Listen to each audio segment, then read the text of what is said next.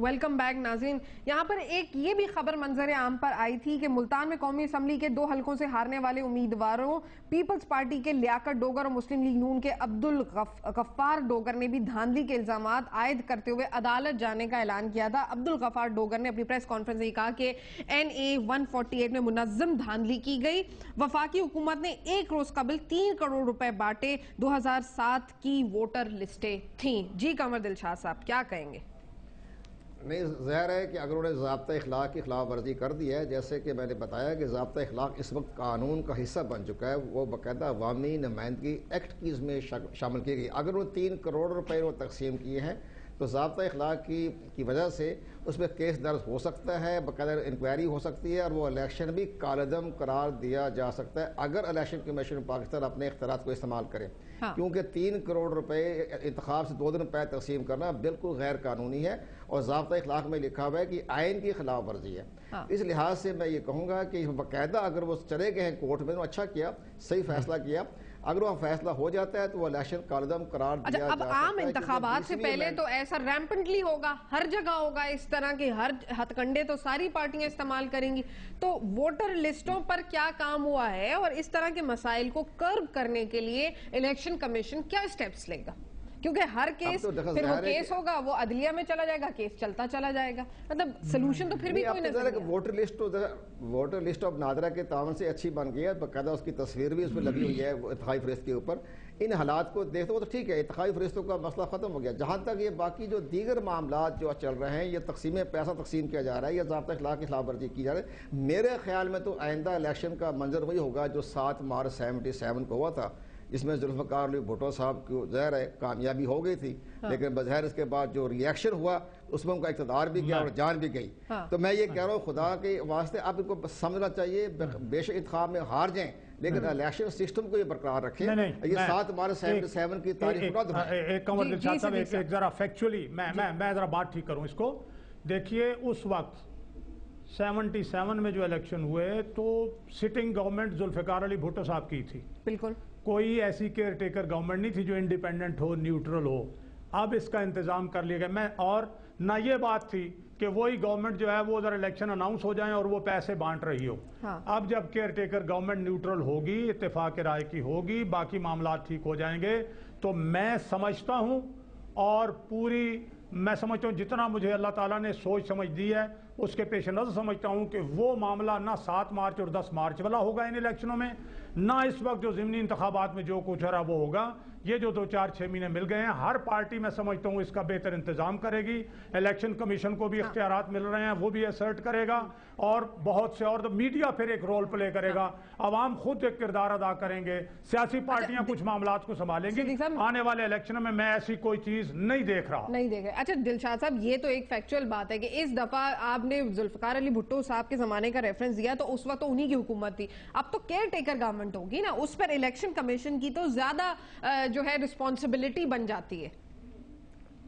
لیکن بات یہ ہے جو کیئر ٹیکر سسٹم کے تحت جو ایک نیا سسٹم سامنے آئے گا، اس پر وہ سیاسی پارٹیاں جنہوں نے 2008 کے انتخابات میں حصہ نہیں لیا تھا تو وہ اس پر عدم تعاون کا ظاہر کرے گی، وہ اس کیئر ٹیکر سسٹم کو تسلیم نہیں کرے گی.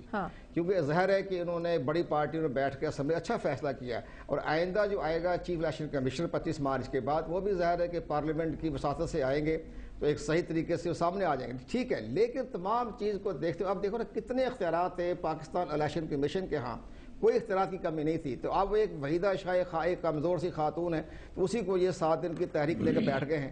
ادروائز اسی دن 1 گھنٹے میں آپ کو ایک مثال دیتا ہوں میں مثال دیتا ہوں ابھی میری جو پچھلے چند مہینے پہلے انڈین کے جو ملاقات ہوئی تھی، جو انڈیا کا جو اپنا الیکشن کمیشن، انہوں نے یہ کہا کہ پاکستان میں جو سب سے بڑی خرابی جو ہے وہ یہ ہے کہ آپ کے ہاں جوڈیشری کا استعمال بہت زیادہ ہوتا ہے. الیکشن کمیشن آف انڈیا نے یہ کہا کہ ہمارے ہاں جب کمپلینٹ آتی ہے الیکشن کے سلسلے میں تو ہم اس کو 5 منٹ سے لے کر 15 منٹ میں فیصلہ کرتے ہیں، جبکہ آپ کے ہاں چونکہ جوڈیشری ہے، جوڈیشری اپنا ایک ظاہر طریقہ کار ہے، ضابطہ اخلاق ہوتا ہے، اس میں وہ باقاعدہ ہیئرنگ کرتی ہے، کیس سنتی ہے، تب جا کے فیصلہ کرتی ہے، اس میں لگاتے 3-4 مہینے، اور ہم اس کو 5 منٹ میں 15 منٹ فارغ کرتے ہیں. میں اس میں ذرا آپ مجھے اجازت دیکھیے.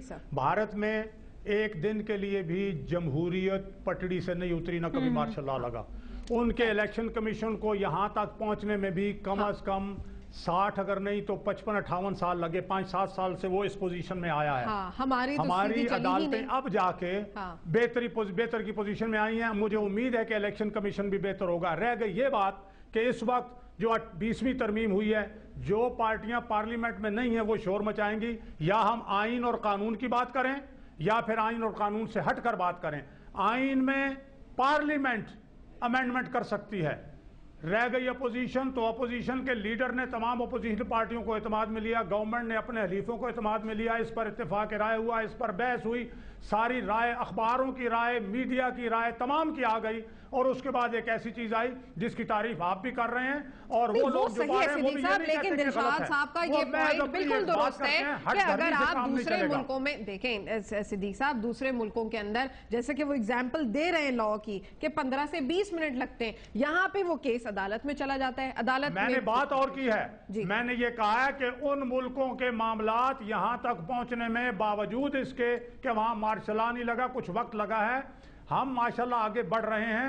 हमें जिम्मेदारी अदा करते हुए पॉजिटिव साइड पे मूव करना चाहिए। मुझे उम्मीद है इंशाल्लाह कि ये जो 20वीं तरमीम के बाद इलेक्शन होंगे, मैं समझता हूं कि वो बहुत बेहतर होंगे इंशाल्लाह। नहीं, डेफिनेटली वो बात तो बिल्कुल सही है, लेकिन शर्मिला मतलब मैं देखिए मैं समझती हूँ 2013 में जो इलेक्शंस होंगे, जनरल इलेक्शंस, वो पाकिस्तान की तारीख के सबसे शफाफ और मैं समझती हूँ सबसे क्रेडिबल इलेक्शंस होंगे। एंड आई थिंक कि over a period of time हमने बहुत चीजों में दुरुस्तगी की कोशिश की है और मजीद हम दुरुस्तगी की तरफ उम्मीद करते हैं कि हम कुछ बेहतर हो जाएंगे। बहुत शुक्रिया अदा करूंगी, मेरे शो का टाइम खत्म हो गया। शर्मिला फारूकी साहिबा का, सिद्दीकुल फारूक साहब का, कमर दिलशाद साहब का। नाज़रीन, आपको मेरा शो कैसे लगा आप मुझे ईमेल कर सकते हैं कब तक @dawnnews.tv। कल तक के लिए अल्लाह हाफिज। और हम यकीनन उम्मीद कर सकते हैं कि आम इंतखाबात शायद साफ व शफाफ हों और मुख्तलिफ पार्टियां शिकायत ना करें। कल तक के लिए अल्लाह।